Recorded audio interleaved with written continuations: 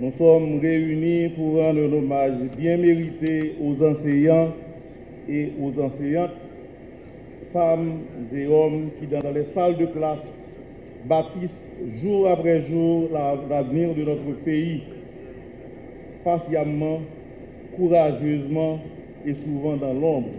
En effet, aucun progrès humain ni aucune élévation citoyenne ne serait possible sans les enseignantes et les enseignants. Mais alors que nous célébrons la Journée nationale des enseignants, mon cœur est partagé entre la reconnaissance et de profondes préoccupations. Nous ne pouvons ignorer l'ombre menaçante qui plane sur notre système éducatif, en l'occurrence l'insécurité grandissante dans le pays, notamment dans le département de l'Ouest. L'éducation est le socle sur lequel se construit une société éclairée, juste et prospère. Et au cœur de ce grand chantier, il y a vous, chers enseignants, qui, malgré les défis, allumez chaque jour la flamme du savoir dans l'esprit de nos enfants. Vous êtes bien plus que des transmetteurs de connaissances. Vous êtes des guides, des mentors et souvent des modèles de résilience et de dévouement. En cette journée spéciale, permettez-moi, au nom de la Direction départementale d'éducation de l'Ouest, de vous dire merci. Merci pour votre patience, votre créativité et votre engagement inlassable envers l'épanouissement intellectuel et moral de nos élèves. À cause des attaques à répétition contre certains quartiers, beaucoup de nos établissements scolaires ne parviennent plus à fonctionner normalement ou sont obligés de fermer leurs portes. 2. La précarité. Nos enseignants qui ne peuvent plus répondre à leurs besoins primaires à cause de l'inflation. 3. L'exode. Nos cerveaux qui fuient vers d'autres cieux. 4. Le découragement. Cette flamme pédagogique qui vacille et trébuche dans l'oubli. 5. L'improvisation. Des cours donnés sans manuel ni matériel pédagogique. 6. L'indifférence. Notre société qui oublie ses éducateurs et efface notre mémoire collective. 7. La violence. Des élèves traumatisés par l'insécurité, leur quotidien obscur. 8. Des politiques éducatives mal en point. Des réformes éducatives qui traînent dans leur application véritable et peinent à s'implémenter. 9. La tradition. Ces méthodes de notre siècle qui ne répondent plus à notre modèle de société. 10. L'urgence. Un pays à reconstruire par l'éducation. Chers enseignants, chères enseignantes, votre quotidien est devenu un véritable parcours de combattants. Vous traversez des quartiers comme La Saline, Croix-des-Bouquets, Village de Dieu, Grand Ravine, contrôlés par des gangs pour rejoindre vos élèves. Vous donnez des cours dans la peur, la tourmente, l'oreille toujours aux aguets, prêt à interrompre la leçon au premier coup de feu. Vous improvisez des salles de classe dans des maisons privées quand votre école est occupée ou détruite. Vous consolez des enfants traumatisés qui ont vu l'horreur en face. Vous êtes des héros du quotidien et aujourd'hui, nous vous célébrons comme tels. Au nom de tous les enseignants de l'Ouest, je lance aujourd'hui un appel urgent à l'État haïtien, à la communauté internationale et à la société civile. La protection des écoles doit devenir une priorité absolue. Il nous faut des corridors sécurisés pour les enseignants et les élèves. La désoccupation des établissements scolaires par des groupes armés. L'éducation haïtienne a besoin de protection concrète et non pas uniquement des déclarations de principe. Ce dévouement est la pierre angulaire sur laquelle repose l'espoir d'une Haïti meilleure. Aujourd'hui, nous honorons non seulement 7 d'entre vous pour vos parcours exemplaires, mais aussi l'ensemble des enseignants et enseignantes des directions départementales géographiques du pays, du préscolaire à l'université, soit un total de 28 464 instituteurs et professeurs qui représentent plus de 80% du personnel du ministère de l'Éducation nationale et de la formation professionnelle. Vous êtes les bâtisseurs de rêves, les porteurs de lumière pour la jeunesse haïtienne. En ce jour solennel, force est de reconnaître la noblesse et la complexité du métier que vous exercez avec tant de dévouement. Vous êtes bien plus que de simples transmetteurs de savoir. Vous êtes les architectes de l'esprit et les éveilleurs de conscience. Dans ce creuset qu'est l'école, foyer du savoir et de la compréhension du monde, vous accomplissez une mission essentielle. Transmettre les connaissances fondamentales et éclairer les faits de civilisation qui constituent le précieux héritage de l'humanité. Par vos interventions éclairées, vos cours soigneusement préparés et vos discussions enrichissantes, vous ne partagez pas uniquement que de l'information. Vous façonnez les façons de penser, d'agir et de vivre ensemble. Vous offrez à vos élèves les outils intellectuels nécessaires pour comprendre la complexité du monde, développer leur esprit critique et construire leur identité au sein de la société. Cette journée, elle est la vôtre. Le Fonds national de l'éducation a tenu à être présent à vos côtés pour témoigner de l'importance qu'il accorde à cette cérémonie dédiée à votre profession. Les familles placent en vous leurs grands espoirs et le FNE en est pleinement conscient. C'est pourquoi nous nous engageons à soutenir non seulement vos efforts, mais votre détermination. En parfaite concertation avec le ministère, le FNE a identifié la professionnalisation du métier d'enseignant comme l'un des 6 projets prioritaires à financer dès la rentrée scolaire de septembre 2025. Cet engagement témoigne de notre volonté ferme d'investir dans votre développement professionnel et de reconnaître la valeur profonde de votre travail. Mesdames et messieurs, l'enseignant est un acteur central et irremplaçable du système éducatif national. Votre mission est profondément humaine. Elle requiert énergie, passion et vocation. Vous accomplissez un travail exigeant, fondamental à la construction de la société de demain. Pourtant, vous n'avez pas toujours été reconnu à la hauteur de vos mérites. Il reste tellement de chemin à parcourir, mais c'est déjà là un bon début. Vous mobilisez des compétences pointues, des stratégies pédagogiques novatrices et des qualités relationnelles rares pour faire face aux défis de l'enseignement. C'est pourquoi le FNE, à travers le projet de professionnalisation du métier d'enseignant, s'engage à contribuer de manière concrète à la reconnaissance de votre profession. Ce projet innovant permettra aux enseignants non diplômés de faire reconnaître leurs acquis professionnels. Il viendra aussi renforcer le pilotage stratégique de notre système éducatif, en assurant la présence dans nos classes de professionnels qualifiés et motivés, au bénéfice de tous les élèves et de leurs familles.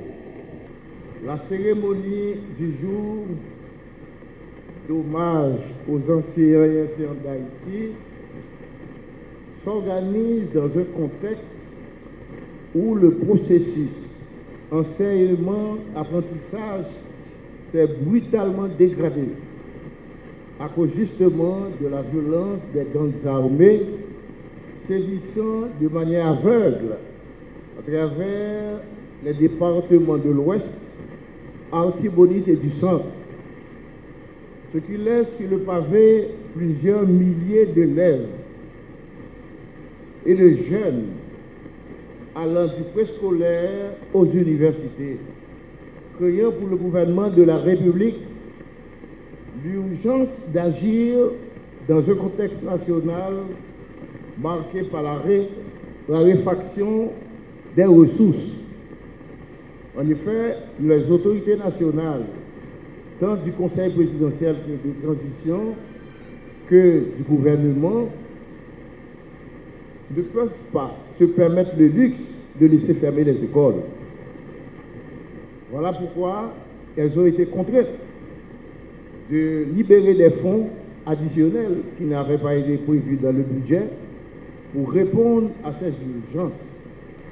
Aujourd'hui, le pays traverse une crise profonde qui ébranle ses fondements mêmes. Et il se trouve que l'institution scolaire est au cœur de cet ébranlement de type structurel.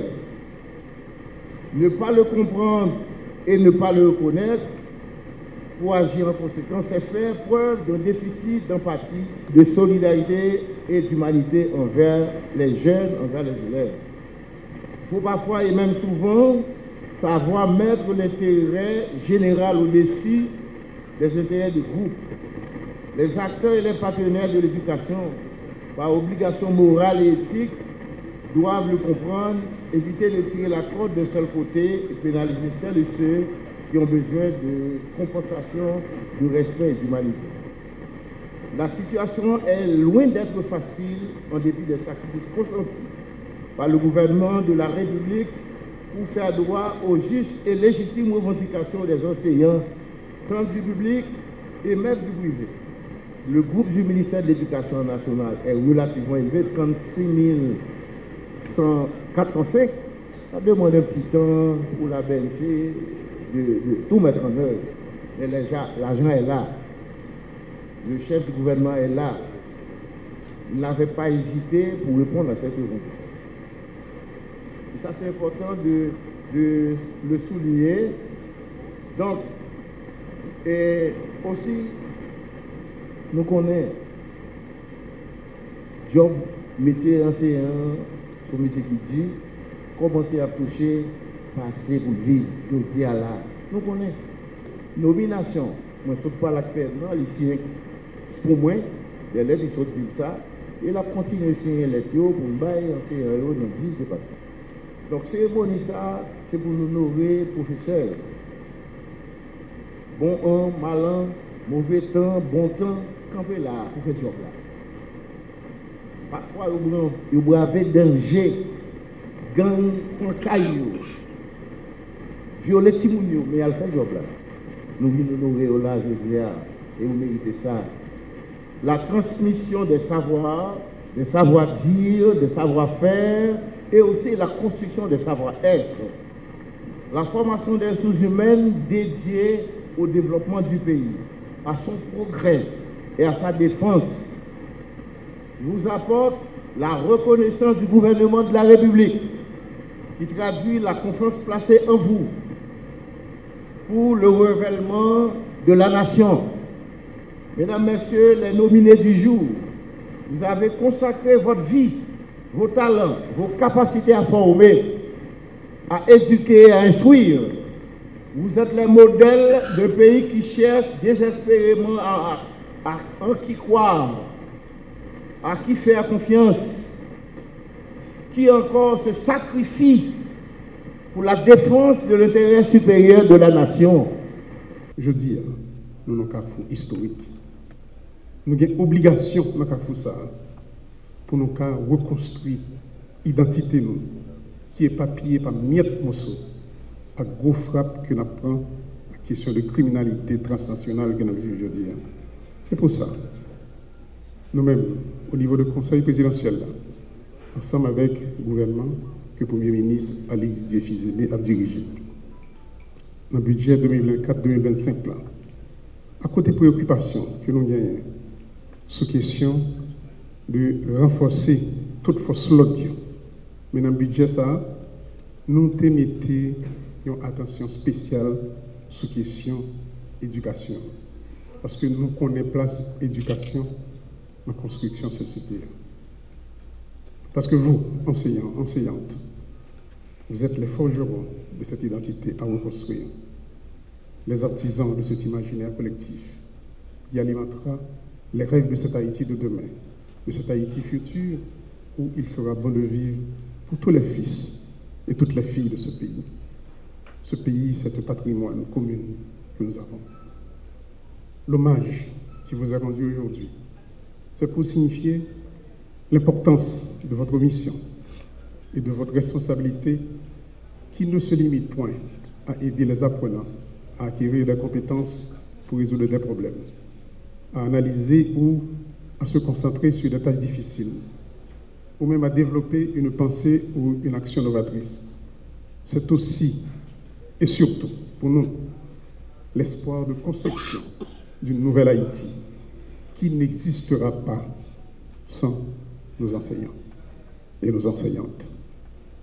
Ce n'est donc pas pour rien, conscient de son importance, que l'enseignant, que l'enseignante bouge, s'agite, crie et revendique.